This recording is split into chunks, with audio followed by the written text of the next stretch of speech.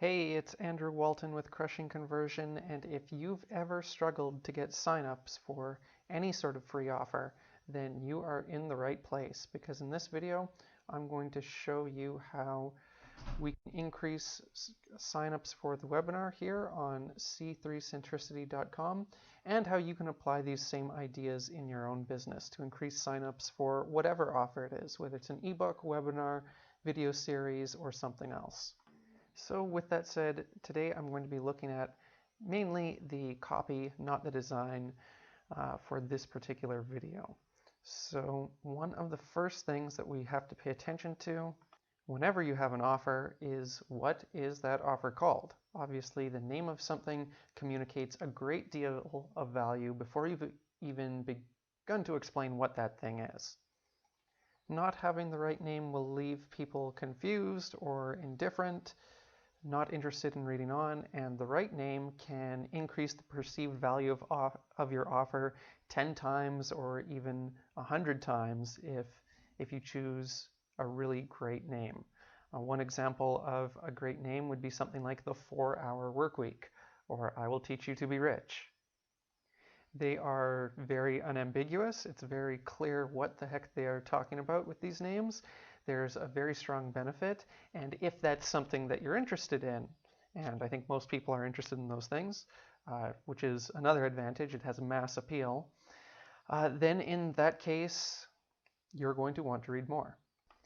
In the relationships niche, we have Double Your Dating with David D'Angelo, which is a really spectacular name with the alliteration, all those D's in there, and it's rather rhythmic to say it. And that actually is one of the first points that I want to touch on, is that a great name, it should have a number of factors, including ideally some sort of mass appeal like the 4-Hour Workweek or Double Your Dating. And it should have a strong benefit, again, like the previous examples. And the third factor that it should also have, that I think a lot of people overlook, is that it should be really, really easy for another human being to share. And by that I mean tell another person about the thing that they signed up for. For example, it's very easy for me to say, have you read the 4-Hour Workweek?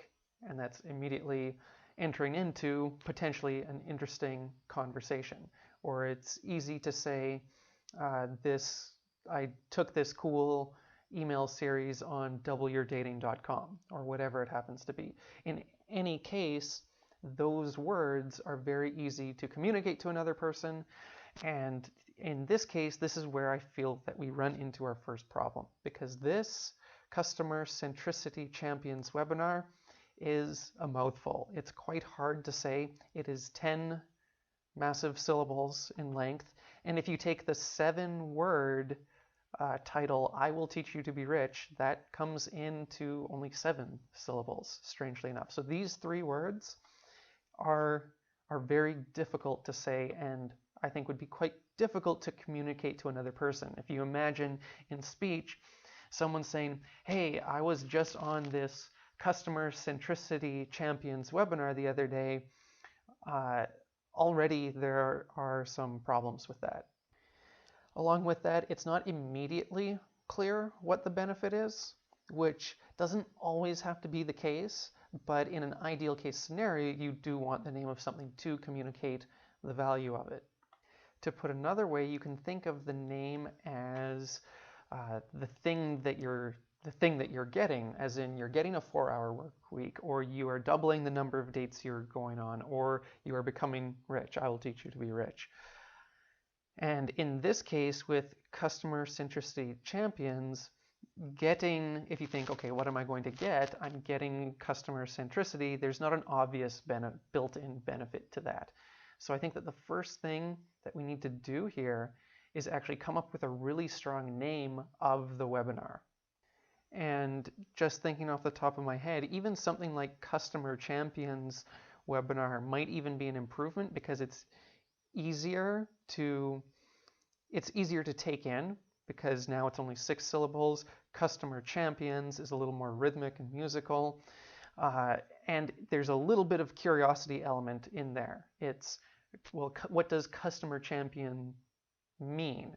Every business owner knows that customers are important, so there might be enough in there to at least use that as a starting point.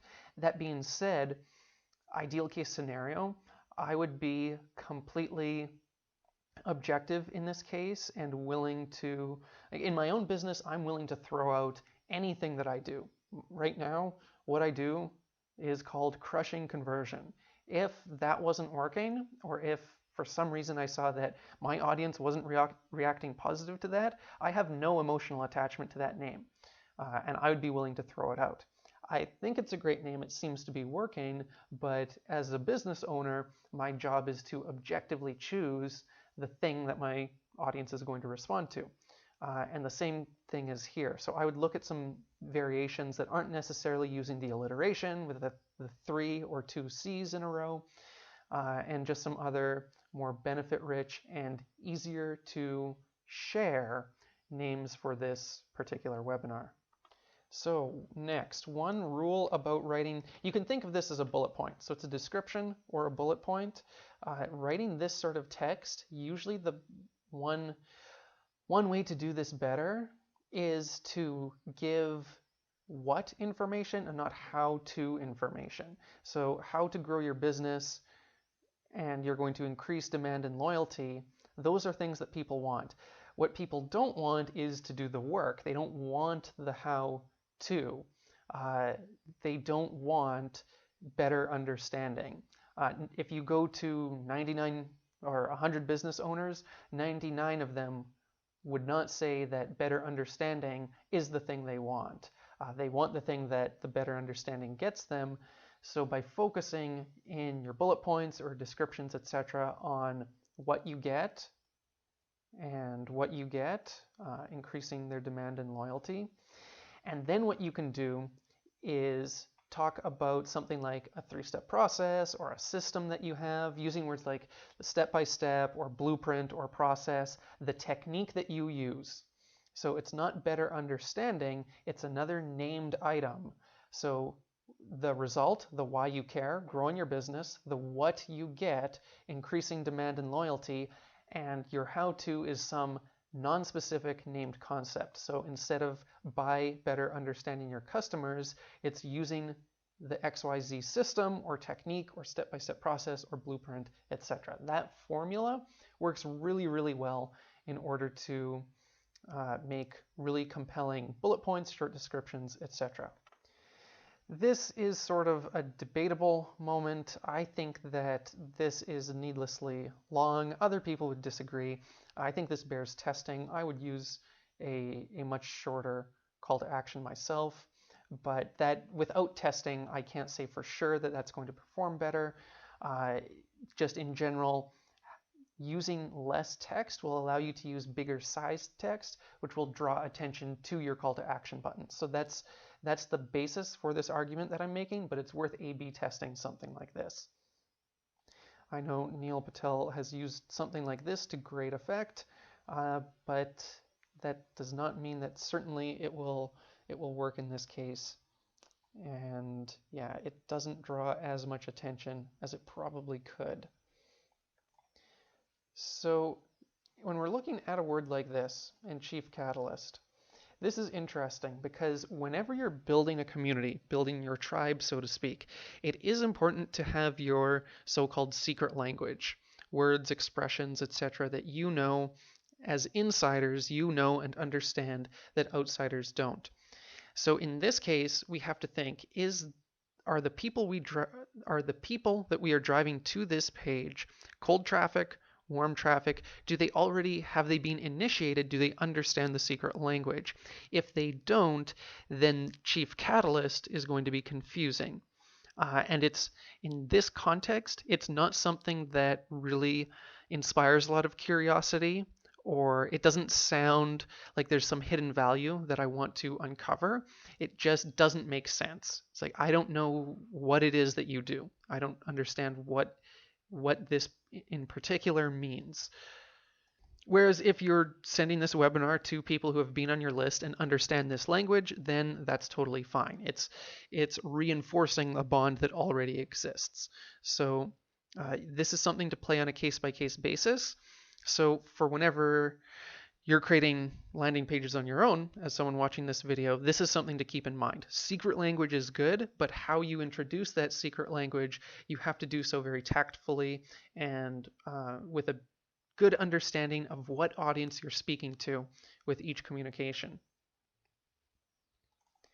Here's what I'll show you is okay. I prefer here's what you'll discover. Focus on the audience, not on myself. You can test both of these. I think that the latter version is superior.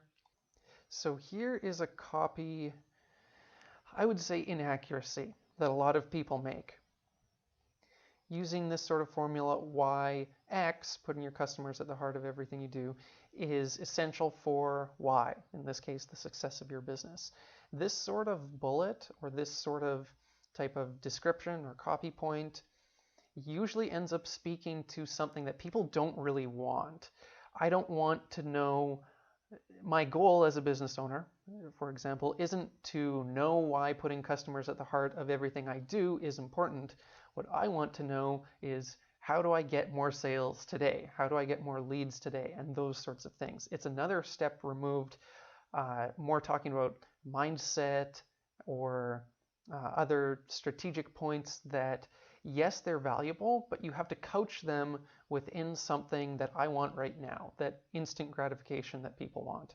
So in this case, if this is the argument that you want to make, that this is important, this is better supported with some sort of proof type statement. So that, for example, the one strategic shift or mindset shift or the one key thing, the one whatever it is you want, that resulted in X% growth or X% more sales, more customers, etc. Using a concrete number there to say you change this one thing and you get this particular increase in the results in some part of your business. It could be leads, it could be traffic, it could be sales, it doesn't matter which metric. But that is the sort of way to frame this type of statement in a way that's really meaningful to the audience. Now, if you want to express this idea as a core part of what you do, because it's something that's really important to you, then you could say something about how, say in your About Me section, I believe that putting customers at the heart of everything you do is the right way or the best way, etc., to run a business. That is a very powerful statement because that will attract the sort of people that you want to become clients to you because they believe the same thing. That's another context that you can use this same idea, but make it much more powerful. Framing it as something you value, something you believe, and then basically going on to say, if you believe the same thing, here's how you can realize that belief. Here are the things that you can do in order to run your business in this way. And that becomes really powerful. Again, that could be worked into your About section somewhere. If that's true, if that's something that is core to what you're doing and what you want to present to your audience. So here we have another instance of the word catalyze, catalyst, let's see, centricity, catalyze, is it somewhere else? Catalyze. So this word, I mean, it's a cool word, right? The only problem is it doesn't, as to me as the reader, it doesn't really mean anything. It's not intrinsically valuable in this context. So when you say, okay, 4 areas of my business to focus on, what's the benefit of that in order to catalyze customer centricity? If I go and tell my board of directors that we are going to, or that we have successfully catalyzed customer centricity, no one is going to know what I mean. So just as we talked about up here, instead of this being the thing that you get, catalyzed customer centricity, you can rework this so it's the name of the technique or the system or the process. And then it goes from a confusing thing to possibly, depending on what wording you actually end up choosing, something that is a valuable and possibly curiosity inspiring name of something. Or something like, I'll show you the 4 customer catalysts or the 4 customer catalysts, or the 4 areas of your business to focus on with the customer. This is difficult. So this might not be the optimal word, but you can play with it. Focus on with the customer catalyzing technique. That's still a mouthful, so you'd want to work with that and look at some alternate options other than this word catalyze, because again, you're dealing with 3 syllables in this base form of the word, and there are going to be other versions of the word that are possibly 4 or more syllables. But the point remains that turning this into a technique name instead of the thing that you get, that's really the key here. And looking at the end of this benefit, which I believe is, the same as this, I would also look at a bunch of other variants of this phrase. So in a notepad, I would literally write out 20, 30, 40 different ways of expressing this benefit.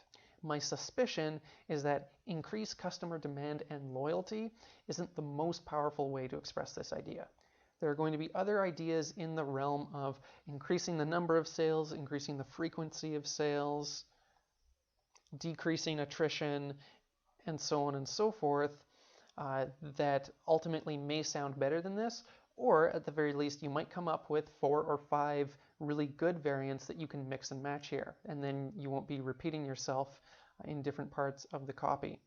And you can also use this technique then when you do things like Facebook advertising or in your email sequences, so it doesn't sound repetitive and get stale for your audience.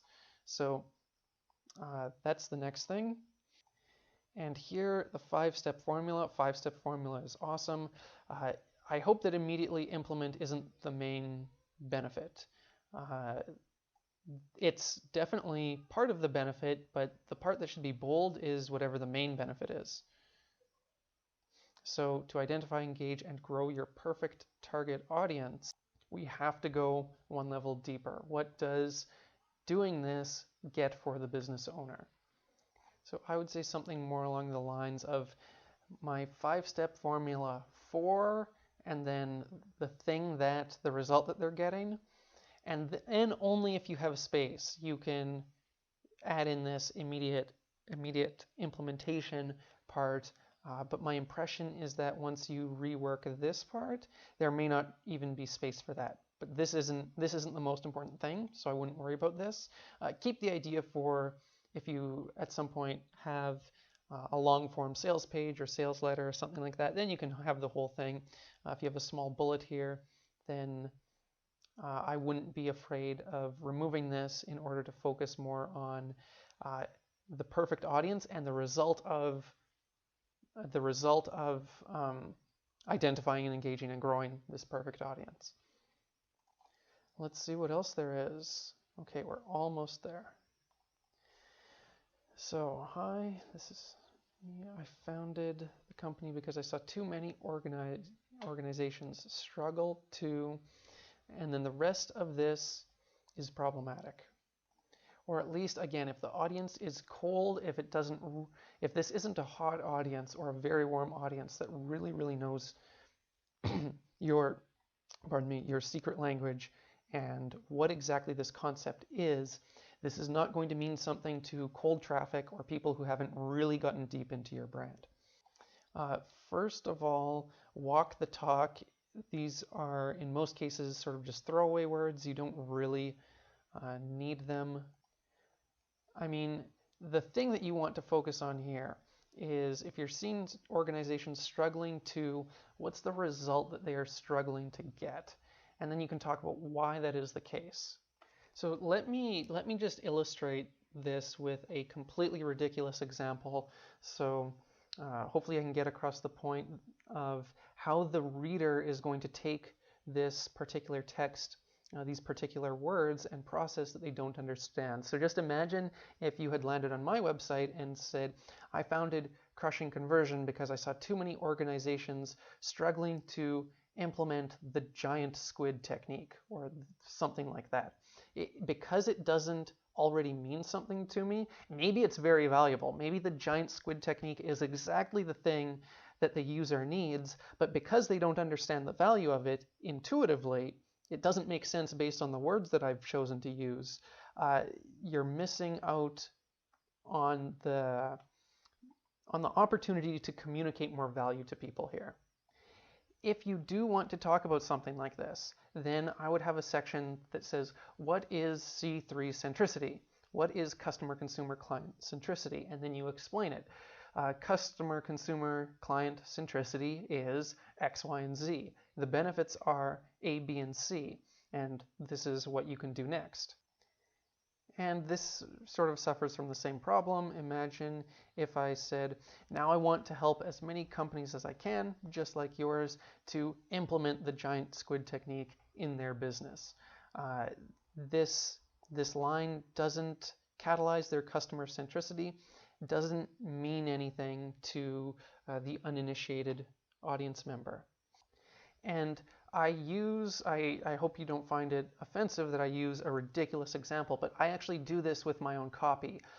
By looking at what you're writing and swapping out an equivalent of what it is you're doing, it's much easier to see when something does or doesn't make sense. And for anyone watching this video, we all make mistakes like this where, as the business owner, you understand exactly what it is you mean whenever you say any of these things. And all of us have these things in our businesses, and it's really hard to see when we're always on the inside, right? So this is, by using silly substitutions, this is one way that I sort of can uncover some of my own blind spots within my copy. And maybe it will work for you. Maybe you'll just need someone else to review your copy. That's also often the case. And again, just like we've talked about up here and in here, if you say, I want to help as many companies as I can, just like yours, and then you hit them with a concrete benefit. I know it's boring to say more sales, more leads, more traffic, so don't say that exactly, but something within that realm of here's a specific outcome that you can get, and then saying the way that you do that is with this customer centricity process or system, etc. Again, using the secret language as part of your naming system, naming the techniques, and not as the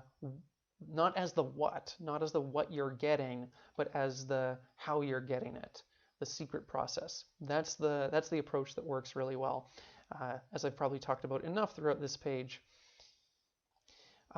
This is very focused on the writer. I would rather it be more focused on the reader, see how much my clients, I'm not sure exactly, something about seeing client success stories or case studies or something to that effect.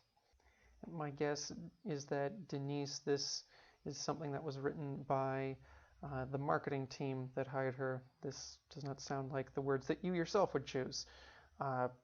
But yeah, making it more focused on, instead of saying how much they loved working with me, talk about the awesome results that they got. Either I might attribute it to the process or just in general that they got in general. And finally, on this last bit of text, I don't think I can say anything new here. This is all really the same stuff as up above. Look at other ways to express this particular thought. Talk about, not about this, because this isn't the core goal that your audience has in most likely. And then, of course, answering the question, what is the result of increasing their demand and increasing their loyalty? So again, all of the stuff in here, you can apply any of the ideas that we've talked about on other parts of this page. So that will do it for this particular review. I think I've broken all my previous records as we're running up on 25 minutes. So I have a question for you now as the watcher of this video, and specifically if you're not Denise, actually, I have a question for you. And that is, do you find these videos valuable when I'm reviewing a site that's not your own and trying to contextualize the advice and make it actionable for you in your particular context? Are there things that you're able to take away from this and then go apply in your business? And the reason that I'm asking is because I actually really like doing these videos and I want to do more of them. But to do them if only one person is really benefiting from it, it just doesn't make a lot of sense from a return on time investment standpoint. But if the whole community is really getting something out of this, then I'd be more than happy to continue to, knowing that hundreds and someday thousands and multiple thousands of viewers can really get something out of these videos. So I'd appreciate your feedback in that regard. Just leave it below this video. Also, any questions, comments, or other feedback, also feel free to leave that below this video. Hope that these tips have proven instructive, useful, and I'll see you in another video real soon.